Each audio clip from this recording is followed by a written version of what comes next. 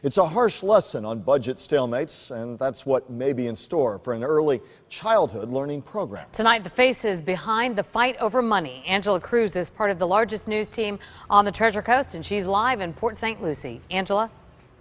There could be fewer students here at the Ivy League Academy if sequester cuts come through in just 5 days. For parents who have children that they want to have an early start in learning, it means that door could be locked because of fewer spots.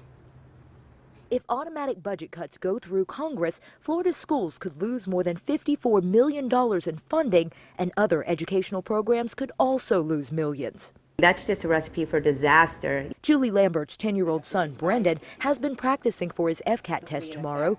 Julie credits his good grades to an early learning pre-K program. It just lays a foundation so when they get to school, they're ready to absorb the information. They're not processing it for the first time. Statewide, about 2,700 fewer spots could be available for programs like his.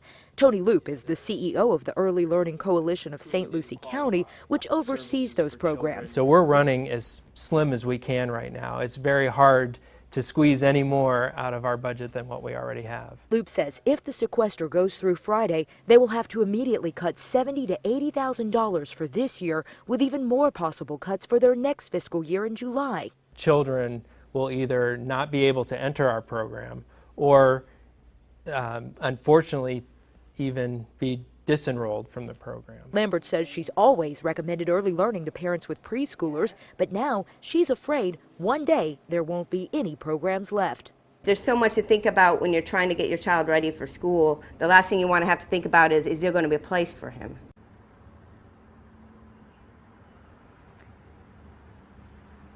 Lupe says the Early Learning Coalition was originally told that the cuts could come in February, but he says Congress pushed the date back to March 1st after the last fiscal cliff deal.